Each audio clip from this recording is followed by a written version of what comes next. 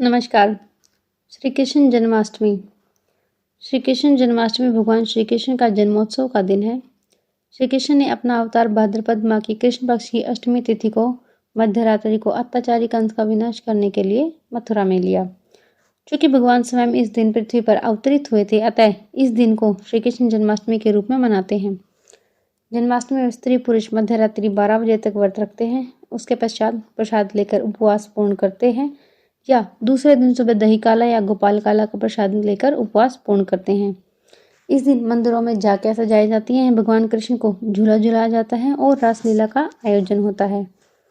व्रत संकल्प विधि। उपवास की पूर्व रात्रि को हल्का भोजन करें और ब्रह्मचर्य का पालन करें। उपवास के दिन प्रातःकाल स्नानादि नित्य कर्मों से निवृत्त हो जाएं। इसके पश्चात पूजा स्थल पर पूर्व या उत्तर मुख बैठें और जल फल कुश गंध लेकर संकल्प करें। दिन भर व्रत रखें और मध्याह्न के समय काले तिलों के जल से स्नान कर देवकी जी के लिए सूतिकाग्रह नियत करें।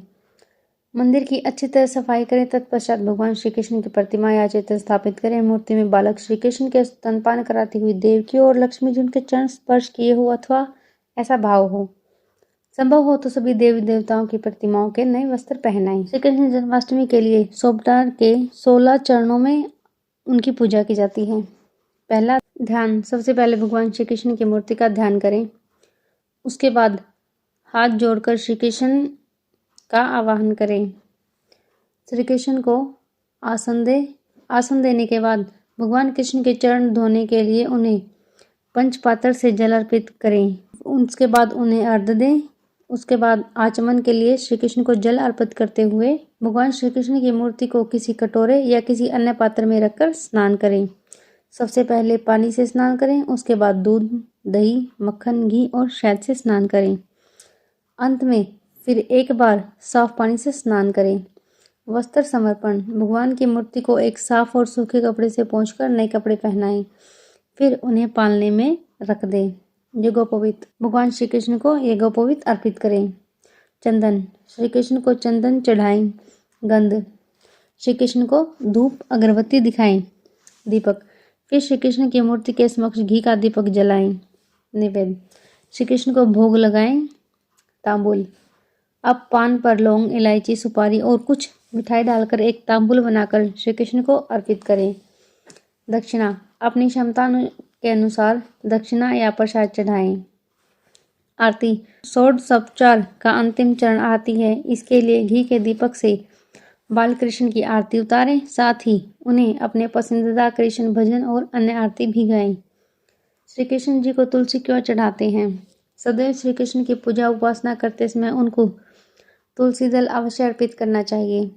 जिस चीज में विशिष्ट देवताओं के सूक्ष्म से सूक्ष्म कण को आकर्षित करने की क्षमता अन्य वस्तुओं की अपेक्षा अधिक होती है, वह वस्तु देवताओं को अर्पित की जाती है। इस कारण देवता की मूर्ति में वह तत्व अधिक प्रभाव में आकर आकर्षित होता है। इस कारण देवताओं की चैतन्यता का लाभ जल्दी होता है। तुलसी में कृष्ण तत्व प्रचुर मात्रा में होता है। काली तुलसी श्री कृष्ण के मारक तत्व और हरी पत्तों वाली तुलसी श्री कृष्ण के तारक तत्व का प्रतीक होती है। इसी कारण से श्री कृष्ण जी को तुलसी अर्पित की जाती है।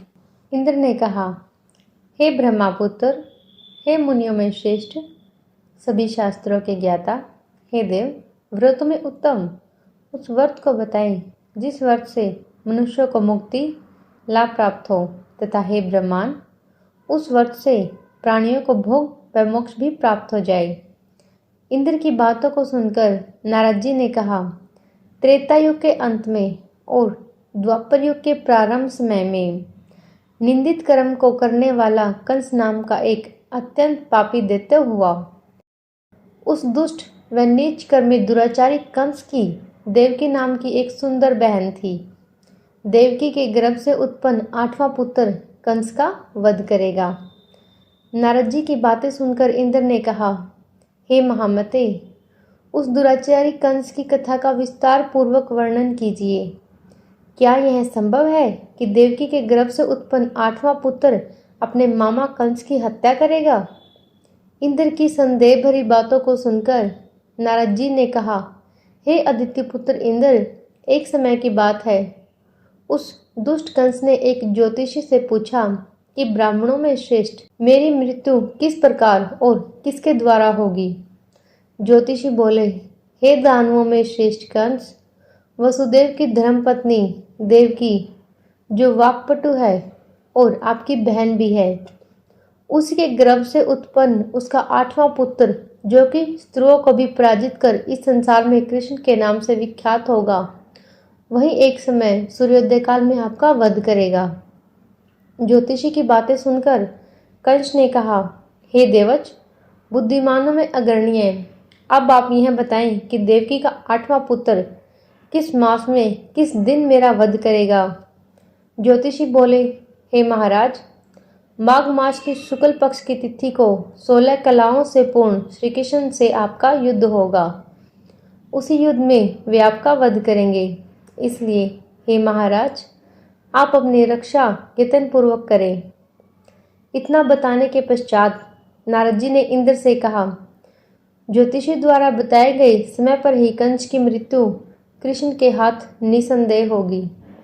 तब इंद्र ने कहा, हे मुनि, उस दुराचारी कंस की कथा का वर्णन कीजिए और बताइए कि कृष्ण का जन्म कैसे होगा तथा कंस की मृत्यु कृष्ण द्वारा किस प्रकार होगी। इंद्र की बातों को सुनकर नारद जी ने पुनः कहना प्रारंभ किया। उस दुराचारी कंस ने अपने एक द्वारपाल से कहा, मेरी इस प्राणों से प्रिय बहन की पूर्ण सुरक्षा करना। द्वारपाल ने कहा, ऐसा ही होगा। कंस के जाने के पश्चात उसकी छोटी बहन दुखित होते हुए जल लेने के बहाने घड़ा लेकर तालाब पर गई। उस तालाब के किनारे एक घनघोर वृक्ष के नीचे बैठकर देवकी रोने लगी। उसी समय एक सुंदर स्त्री, जिसका नाम यशोदा था, उसने आकर देवकी से प्रिय वाणी में कहा, हे कांते, इस प्रकार तुम क्यों विलाप कर रही हो? अपने रोने का कारण मुझे बताओ। तब दुखित देवती ने यशोदा से कहा, हे बहन, नीच कर्मों में आज तक दुराचारी मेरा ज्येष्ठ भ्राता कंस है। उस दुष्ट भ्राता ने मेरे कई पुत्रों का वध कर दिया। इस समय मेरे गर्भ में 8वां पुत्र है, वह इसका भी वध कर डालेगा। इस बात में किसी प्रकार संशय या संदेह नहीं है, क्योंकि मेरे ज्येष्ठ भ्राता को यह भय है कि मेरे अष्टम पुत्र से उसकी मृत्यु अवश्य होगी। देवकी की बातें सुनकर यशोदा ने कहा, हे बहन, विलाप मत करो। मैं भी गर्भवती हूँ। यदि मुझे कन्या हुई तो तुम अपने पुत्र के बदले उस कन्या को ले लेना। इस प्रकार तुम्हारा पुत्र कंस के हाथों मारा नहीं जाएगा। तदंतर कंस ने अपने द्वारपाल से पूछा, देवकी कहाँ है? इस समय वह दिखाई दे रही है? तब द्वारपाल ने कंस से नम्र वाणी में कहा, हे महाराज, आपकी बहन जल लेने तालाब पर गई हुई है। यह सुनते ही कंस क्रोधित हो उठा और उसने द्वारपाल को उसी स्थान पर जाने को कहा जहां वह गई हुई है। द्वारपाल की दृष्टि तालाब के पास देवकी पर पड़ी। तब उसने कहा कि आप किस कारण से यहाँ आई हैं। उसकी बातें सुनकर देवकी ने कहा कि मेरे गृह में जल नहीं था, जिसे लेने में जलाशय पर आई हूँ। इसके पश्चात देवकी अपने गृह की ओर चली गई। कंस ने पुनः द्वारपाल से कहा कि इस गृह में मेरी बहन की तुम पूर्णतः रक्षा करो। अब कंस को इतना भय लगने लगा कि गृह के भीतर दरवाजों में विशाल ताले बंद करवा दिए और दरवाजे के बाहर दैत्यों और राक्षसों को पहरेदारी के लिए नियुक्त कर दिया। कंस हर प्रकार से अपने प्राणों को बचाने का प्रयास कर रहा था। एक समय सिंह राशि के सूर्य में आकाश मंडल में जलाधारी मेघों ने अपना प्रभुत्व स्थापित किया। भादो मास की कृष्ण पक्ष की अष्टमी तिथि को घनघोर अर्धरात्रि थी। उस समय चंद्रमा भी वृष राशि में था। रोहिणी नक्षत्र बुधवार के दिन सौभाग्य योग से संयुक्त चंद्रमा के आधी रात में उदय होने पर आधी रात के उत्तर एक घड़ी जब हो जाए तो श्रुति स्मृति पुराणोक्त फल निसंदेह प्राप्त होगा। इस प्रकार बताते हुए नारद जी ने इंद्र से कहा, ऐसे विजय नामक शुभ मुहूर्त में श्री कृष्ण का जन्म हुआ और श्री कृष्ण के प्रभाव से ही उसी क्षण बंदीगृह के दरवाजे स्वयं खुल गए। द्वार पर पहरा देने वाले पहरेदार राक्षस सभी मूर्छित हो गए। देवकी ने उसी क्षण अपने पति वासुदेव से कहा, हे स्वामी, आप निद्रा का त्याग करें और मेरे इस अष्टम पुत्र को गोकुल में ले जाएं। वहाँ इस पुत्र को नंद गोप की धर्मपत्नी यशोदा को दे दें। उसी समय यमुना जी पूर्ण रूप से बाढ़ग्रस्त थी, किंतु जब वसुदेव जी बालक कृष्ण को सूप में लेकर यमुना जी को पार करने के लिए उतरे, उसी क्षण बालक के चरणों को स्पर्श होते ही यमुना जी अपने पूर्व स्थिर रूप में आ गई। किसी प्रकार वसुदेव जी गोकुल पहुंचे और नंद के गृह में प्रवेश कर उन्होंने अपना पुत्र तत्काल उन्हें दे दिया और उसके बदले में उनकी कन्या ले ली। वे वहां से वापस आकर कंस के बंदी गृह में पहुंच गए। प्रातःकाल जब सभी राक्षस पहरेदार निद्रा से जागे तो कंस ने द्वारपाल से पूछा कि अब देवकी के गर्भ से क्या हुआ है, इस बात का पता लगाकर मुझे बताओ। द्वारपालों ने महाराज की आज्ञा को मानते हुए कारागृह में जाकर देखा तो वहां देवकी की गोद में एक कन्या थी, जिसे देखकर द्वारपालों ने कंस को सूचित किया, किंतु कंस को तो उस कन्या से भय होने लगा।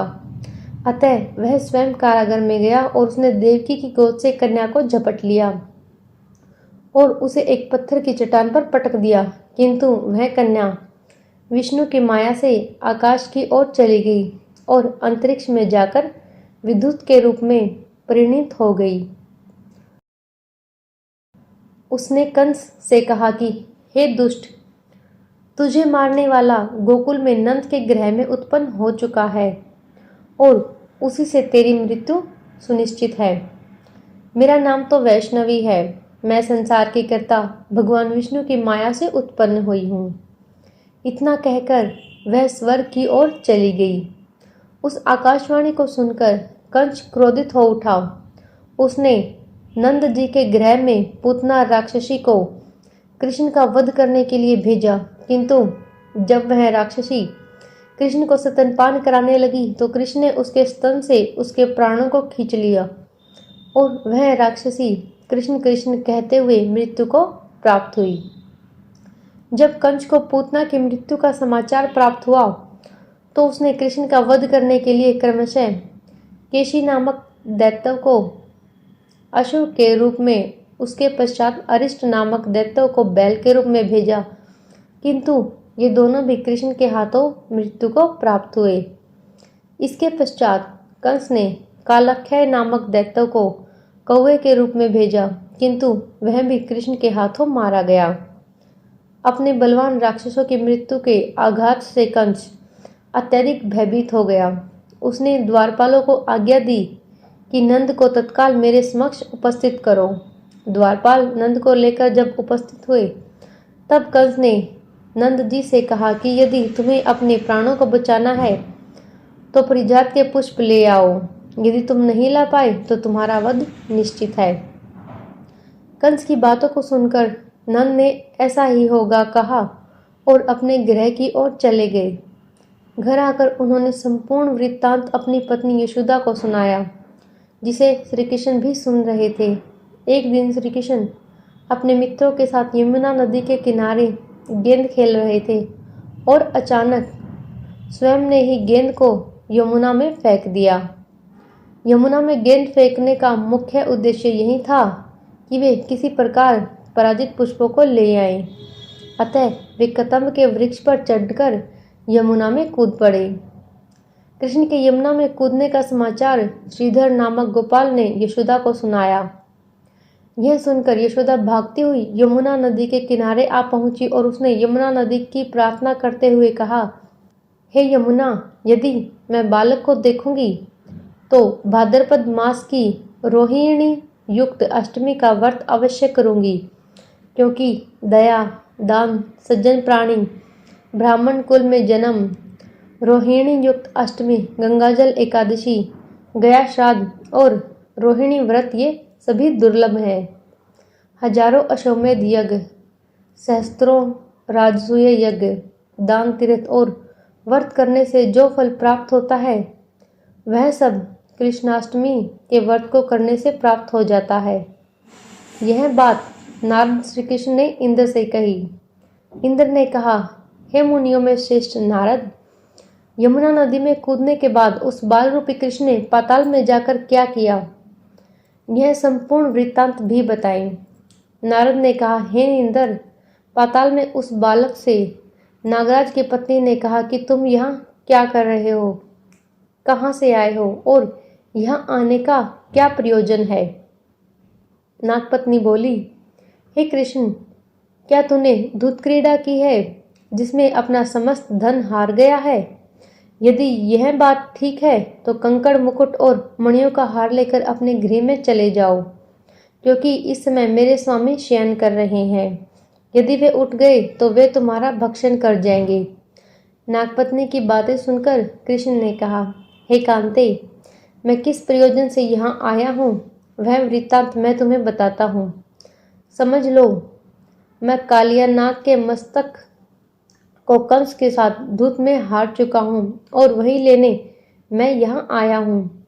बालकृष्ण की इस बात को सुनकर नागपत्नी अत्यंत क्रोधित हो उठी और अपने सोए हुए पति को उठाते हुए उसने कहा, हे स्वामी, आपके घर यह स्त्रु आया है, अतः आप इसका हनन कीजिए।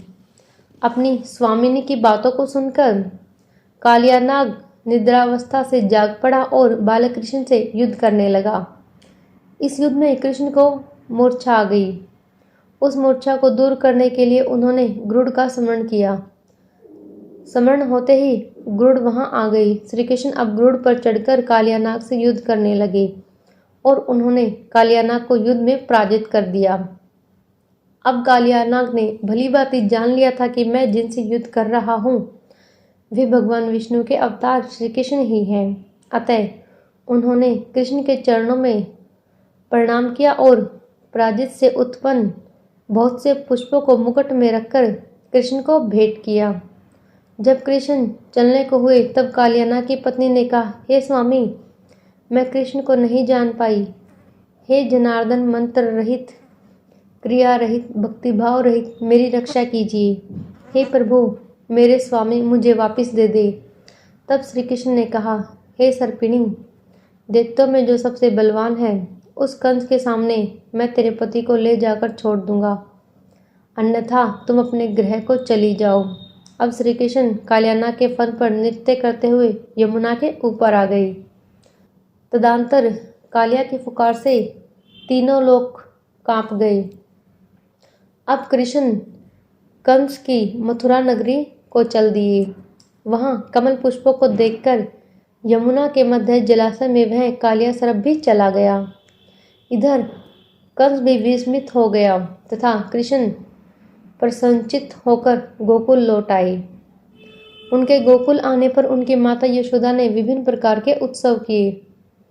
अब इंद्र ने नारद जी से पूछा, हे महामुनि, संसार के प्राणी बालक श्री कृष्ण के आने पर अत्यधिक आनंदित हुए। आखिर श्री कृष्ण ने क्या क्या चरित्र किया वह सभी आप मुझे बताने की कृपा करें। नारद ने इंद्र से कहा, मन को हरने वाले मथुरा नगर यमुना नदी के दक्षिण भाग में स्थित है। वहां कंस का महाबलशाही भाई चाणूर रहता था। उस चाणूर से श्री कृष्ण के मलयुद्ध की घोषणा की गई। हे इंद्र, कृष्ण व चाणूर का मलयुद्ध अत्यंत आश्चर्यजनक था। चाणूर की अपेक्षा कृष्ण बाल रूप में थे। भेरी, शंख और मृदंग के शब्दों के साथ कंस और केशी इस युद्ध को मथुरा की जनसभा के मध्य में देख रहे थे। श्री कृष्ण ने अपने पैरों को चाणूर के गले में फंसाकर उसका वध कर दिया। चाणूर की मृत्यु के पश्चात उनका मलयुद्ध केशी के साथ हुआ। अंत में केशी भी युद्ध में कृष्ण के द्वारा मारा गया। केशी की मृत्युपरांत मलयुद्ध देख रहे सभी प्राणी श्री कृष्ण की जय जयकार करने लगे। बालक कृष्ण द्वारा चाणूर और केशी का वध होना कंस के लिए अत्यंत हृदय विदारक था। अतः उसने सैनिकों को बुलाकर उन्हें आज्ञा दी कि तुम सभी अस्त्र शस्त्रों से सुसज्जित होकर कृष्ण से युद्ध करो। हे इंद्र, उसी क्षण श्री कृष्ण ने गरुड़, बलराम तथा सुदर्शन चक्र का ध्यान किया, जिसके परिणाम स्वरूप बलदेव जी सुदर्शन चक्कर लेकर गरुड़ पर आरूढ़ होकर आए। उन्हें आता देख बालकृष्ण ने सुदर्शन चक्कर को उनसे लेकर स्वयं गरुड़ की पीठ पर बैठकर न जाने कितने ही राक्षसों और दैत्यों का वध कर दिया, कितनों के शरीर अंग भंग कर दिए। इस युद्ध में श्री कृष्ण और बलदेव ने असंख्य दैत्यों का वध किया। बलराम जी ने अपने आयुध 70 हल से और कृष्ण ने सुदर्शन चक्कर से माघ मास की शुक्ल पक्ष की सप्तमी को विशाल दैत्यों के समूह का सर्वनाश किया। जब अंत में केवल दुराचारी कंस ही बच गया तो कृष्ण ने कहा, हे दुष्ट, अधर्मी, दुराचारी, अब मैं इस महायुद्ध स्थल पर तुझसे युद्ध कर तथा तेरा वध कर इस संसार को तुझसे मुक्त कराऊंगा। यह कहते हुए श्री कृष्ण ने उसके केशों को पकड़ लिया और कंस को घुमाकर पृथ्वी पर पटक दिया, जिससे वह मृत्यु को प्राप्त हुआ।